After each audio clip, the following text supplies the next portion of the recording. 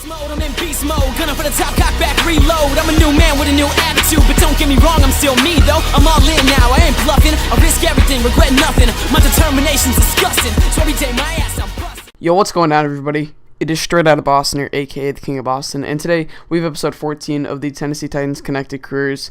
And today we're going up against the 6-4 Jacksonville Jaguars. We're 8-2. They're only 2 games back in the division in second place, so if they win this game, they'll be just a game back. So this is surprisingly a big game on what looked like there was going to be an easy part of the schedule, is actually turning into be one of the more difficult parts, as we do have a game against the Colts, I believe, upcoming as well, and another game against the Texans. So big division games coming up.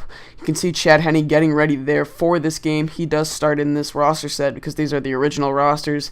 And part of me regrets not waiting for the Week 1 NFL rosters, but I mean, I really like the fact that we're pretty far into this Connected Careers already, so I'm pretty satisfied with what we've done. And hopefully we can continue our success.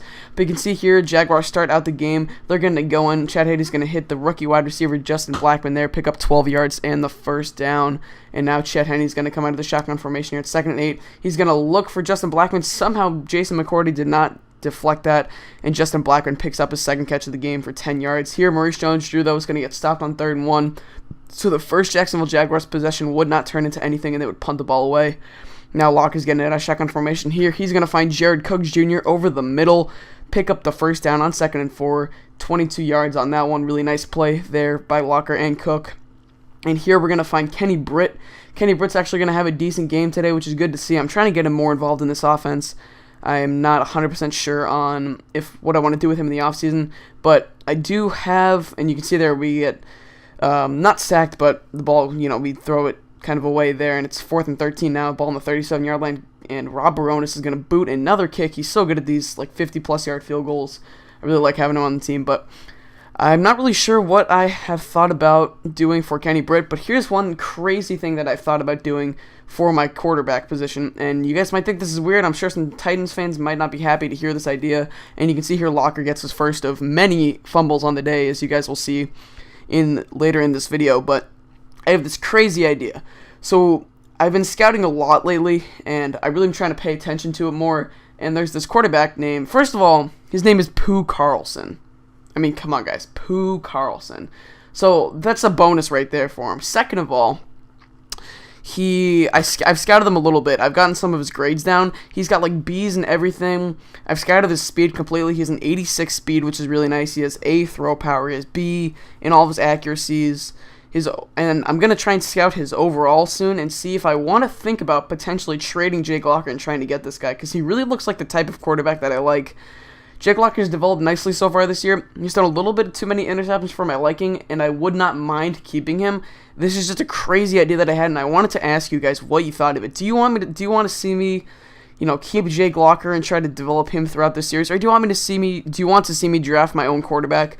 Now, the thing is, I want to make sure that Pooh Carlson is around the same level as Jake Locker is right now, so that I don't have to kind of fall a year behind in developing a quarterback, which I want to do in this series, and it's one of the reasons why I picked the Titans, was because they really don't have a quarterback that's quite there yet, and Jake Locker is very expendable if he has a poor year or two. So let me know what you guys think. If all of you say draft the quarterback, doesn't mean I'm going to draft him, actually. I just want to get a sense of what you guys are thinking about seeing, and just let me know, because I really think it'd be a crazy idea. I think it'd just be kind of cool, though, and I don't know, we'll see what happens. I need to scout him a little bit more before I make any final decisions, but he's projected a mid to late first rounder. He's 18th pick overall, and based off our record, we're probably going to have a high 20s, low 30s pick, so we would end up having to make a trade, but we could trade Locker and our first rounder for someone else's first rounder and maybe a third or a fourth, something. I don't know, we'll see. I don't really know how much trade value Jake Locker has. We'll see. I mean, I don't even know if I can get a deal done like that, but it'd be pretty crazy. But anyway, you can see the Jacksonville Jaguars defense is really holding this offense. We only have 3 points on the day, and that is another turnover by Jake Locker. He had a really poor game. Paul Posluszny out of Penn State gets that pick there. And here, Laurent Robinson is going to make this catch on the throw from Chad Henne. So now Henne drops back out of the shotgun formation, 3rd and 11. He's going to avoid that sack and actually end up finding Mercedes Lewis out of UCLA. Lewis brings the ball down to the 6-yard line, now on the 4-yard line. 25 seconds and counting left in this half. Somehow Greg Jones makes that catch, and I believe he's Greg Jones, and gets into the end zone. So we're down 17-3, looking like that's going to be like that going into halftime. But here we're going to hit Nate Washington, and he looked like he was going to be able to break that one to the end zone for a sec. He would be tackled on the 48-yard line. So now we're going to run a little screen play here with 9 seconds left. Chris Johnson's going to pick up a block, and he is down the sideline at the 20, at the 10, inside the 5, and he's into the end zone. So we cut back the lid a little bit there. That was a big play, really gave us some momentum going into halftime. You know, being down in Jacksonville 17-3 would have been rough to kind of try to come back from, especially the way our offense had gone. But here, Chris Johnson is going to pick it up for us, as you're going to see. Hand it off to him there. He gets a nice play on that drop, and now Locker out of the formation, looking for curls, not going to find him. He's going to find Owen Schmidt, who's going to just absolutely bull over, I believe that was Rasheem Mathis, pick up the first down and a lot more. You can see Locker's stats there, and now Locker's scrambling. He's looking, he's going to find his man Kenny Britt for the first down and a lot more. Trying to get Britt more involved in this offense. As you can see, he's got 31 yards on the day for his second catch. He doesn't catch too many balls, but when he does, it seems like they're pretty good plays. And here, Chris Johnson's going to find himself open after Locker scrambled out of the pocket. So that would set up a 1st and goal on the 4. Now 2nd and goal on the 1. We're going to hand it off to Toby Gerhart. He's going to do what he does, bring it up the middle for the touchdown. It is tied at 17, and now Locker play action. Actually, this is going to be a handoff to Chris Johnson. Who's going to bounce to the outside, pick up a huge first down. Ball on the 37-yard line now. 74 yards on the day for him. This Titans offense is really starting to pick it up. It's shotgun for Locker. He's going to scramble. He's going to take off, picks up a block, and is going to actually fumble it, but Kenny Britt would recover it. I had a little bit of a heart attack there. I was live streaming this game, actually, and at one point I was just like, wow, what am I going to do to not fumble with the Jake Locker? Because you see there, he fumbles again, and this time Andre Carter... no, that's not Andre Carter's. I don't think it is. But anyway, Carter's going to pick it up, and he is rumbling, bumbling, stumbling down the field, but Kendall Wright with that amazing speed. That is Andre Carter. Kendall Wright would be able to take him down. So 3rd and 5, ball on the 24 now. Henny drops back. He's looking. He can't find anyone. He's thinking about running. Zach Dials is there, and he's going to actually almost throw that interception there. Joel McGrath had a hand on it, but would not bring it in. So 4th and 5 now, ball on the 24. We speed this up a little bit. Josh Scobie is back onto the field. He's going to tack on this field goal. 20-17 now. The Jacksonville Jaguars retake the lead with 3:56 left in the 3rd quarter. So it would be let's see if this Tennessee Titans offense can make a comeback once again.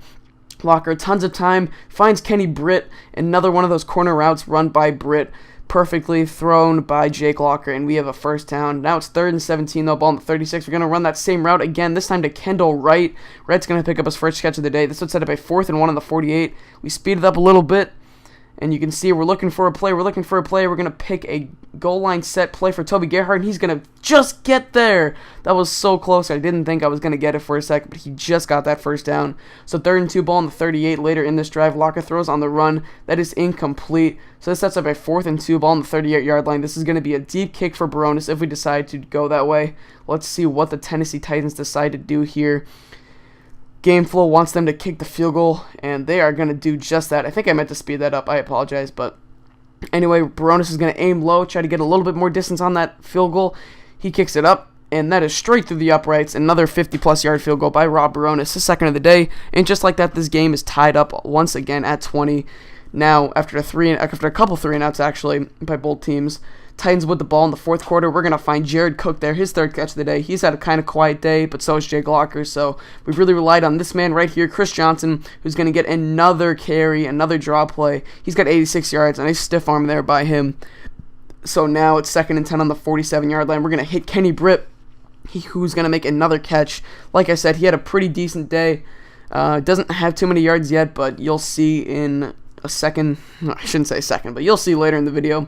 He ends up with a pretty nice day. And Chris Johnson with another great carry there. He's averaging 9 yards per carry on the day. Another draw play to Chris Johnson. The draw was really working for us. The passing game picked it up in the second half, which allowed the draw to start working. And now we're going to run play action here. And Cook is going to cut to the outside. We're going to throw to him. And perfect throw by Jake Locker. Great catch by Cook, keeping his feet in the end zone. And we take the lead 27-20.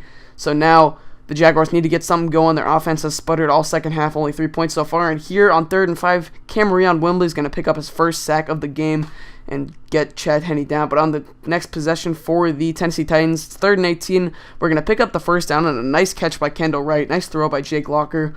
First and 10 ball on the 43-yard line. Locker drops back once again. He's going deep, and this one is caught by Kenny Britt. Huge gain. He's over 100 yards on the day. His first 100-yard receiving game of the year. So 4th and goal now. We actually decided to go for it, try to ice this game. Locker couldn't find anyone, scrambled out a little too far, finds Craig Stevens, but Stevens is not going to be able to get anything going.